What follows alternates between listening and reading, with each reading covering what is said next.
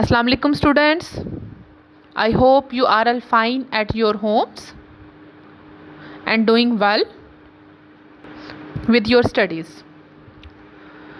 Today I am going to start lecture number 15, and you know that in our lecture number 13 and 14 we have started a chapter about enzymes, in which we have detailed discussion about enzymes. We have learned about various characteristics of the enzymes, and I hope you can understand these characteristics, which portion of the enzyme is involved in catalysis, and that portion is called active site. We have learned about cofactors, prosthetic group, coenzymes. We have learned about metabolic pathways. Okay students, we have studied at least 7 characteristics of the enzyme. ठीक है, उसमें हमने बेटे क्या उसकी shape पढ़ी थी, आप ज़रा उसको रिकॉल करो. That enzymes are globular in shape, they are proteins in nature. Like proteins, they are made up of long linear chain of amino acids that fold to produce a 3-dimensional molecules. Okay students, then we have studied about the metabolic pathways. metabolic pathways क्या था बेटे, उसको ज़रा recall करो. उसमें हमने क्या पढ़ा था? One enzymes takes the product of another enzyme as a substrate, and after the reaction the product is passed on to the other enzyme as a substrate. I hope that all the characteristics of the enzymes and all the definitions that we have studied in our previous lectures, you have understand all of that.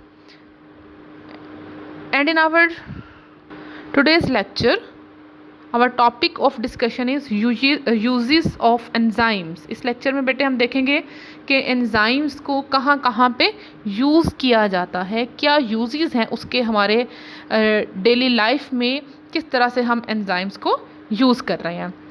Enzymes are extensively used in different industries for fast chemical reactions. Chemical reactions को fast करने के लिए बेटे जो different industries हैं वो इसको extensively mean बहुत ज़्यादा यूज़ कर रही हैं. फॉर एग्ज़ाम्पल इसका फर्स्ट यूज़ देखे बेटे वो है फूड इंडस्ट्री में.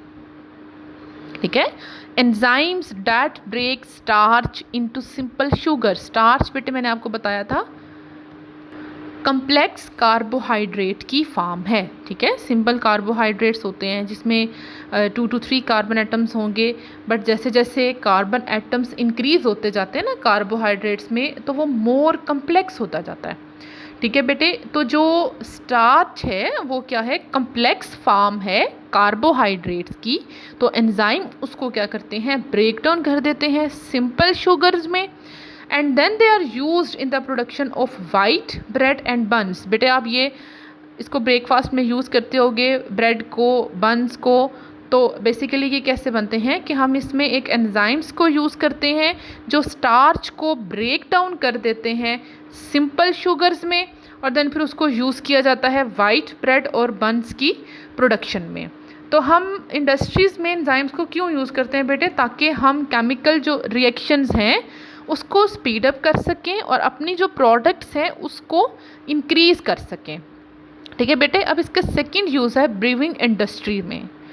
ठीक है, अब इसमें क्या है, इसमें भी एंजाइम्स ब्रेक डाउन करते हैं स्टार्च को और प्रोटीन्स को. स्टार्च को सिंपल शुगर्स में वो ब्रेक डाउन करेंगे और प्रोटीन्स को वो अमाइनो एसिड्स में ब्रेक डाउन करेंगे. The products are used by yeast. Then जो एंजाइम्स से प्रोडक्ट होंगी ना, उन प्रोडक्ट्स को यूज़ किया जाता है यीस्ट से.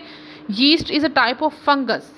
ठीक है, वो फिर उसको फर्मेंट कर देती है, फर्मेंटेशन करती है उसकी टू प्रोड्यूस अल्कोहल. अल्कोहल को प्रोड्यूस करने के लिए हम करते हैं बेटे, जैसे हम यीस्ट को यूज़ करते हैं ना पिज़्ज़े की डो बनाने के लिए.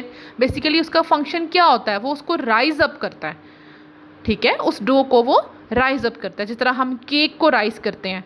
ठीक है, तो उसमें क्या है कि ब्रीविंग इंडस्ट्री में क्या होता है, एंजाइम्स जो है वो ब्रेक करते हैं स्टार्च को इनटू सिंपल शुगर, प्रोटीन्स को करते हैं इनटू अमाइनो एसिड्स, और फिर जो उससे प्रोडक्ट्स बनती है ना उसको यीस्ट यूज़ करती है फर्मेंटेशन के लिए ताकि अल्कोहल प्रोड्यूस किया जा सके.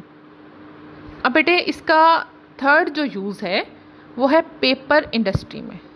ठीक है। एंजाइम्स ब्रेक स्टार्च, स्टार्च को वो ब्रेक डाउन करता है to lower its viscosity, viscosity का मतलब होता है थिकनेस, ठीक है, यानी उसकी जो थिकनेस है वो विस्कस है। जैसे देखें, अब एग्जांपल आप लो हनी की और वाटर की, ठीक है, तो वाटर का फ्लो बहुत ज़्यादा है as compare to honey, both are liquids, honey is a liquid, water is a liquid. But अगर देखो आप वाटर का फ्लो देखो और हनी का फ्लो देखो, वाटर का फ्लो बहुत ज़्यादा है लेकिन हनी का जो फ्लो है ना एज़ कम्पेयर टू वाटर वो कम होता है। क्यों? Because honey has higher viscosity as compare to water, water की जो विस्कोसिटी है बेटे वो कम है, हनी की विस्कोसिटी जो है वो ज़्यादा है।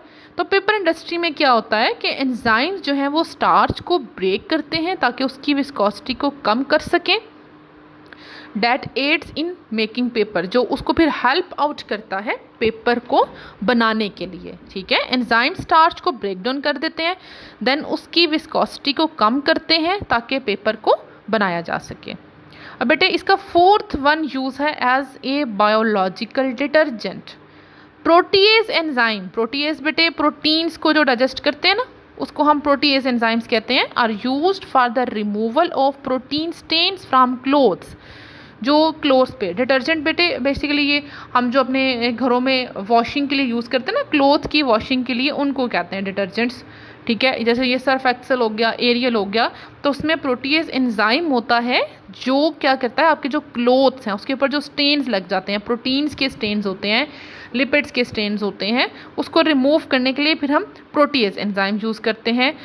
अब amylase enzymes are used in dish washing, जो अमाइलेज एंजाइम है उसको हम डिश वॉशिंग में यूज़ करते हैं to remove resistant starch residues, जो स्टार्च के रेजिड्यूज़ उसमें रह जाते हैं उसको यूज़ करते हैं। अब बेटे मैंने आपको क्या बताया था कि एंजाइम्स जो हैं वो सबस्ट्रेट स्पेसिफिक हैं, जो एंजाइम्स प्रोटीन पे एक्ट कर रहा है ना बेटे वो कार्बोहाइड्रेट पे नहीं करेगा, वो लिपिड्स पे नहीं करेगा। तो जो प्रोटीज एंजाइम्स है वो जस्ट प्रोटीन्स के स्टेन्स को रिमूव करने के लिए यूज़ होता है। और अमाइलेज एंजाइम्स बेटे स्टार्च के residues, starch is a form of carbohydrate, तो अमाइलेज एंजाइम जो है वो कार्बोहाइड्रेट के स्टेन्स को रिमूव करने के लिए यूज़ होता है, ठीक है बेटे।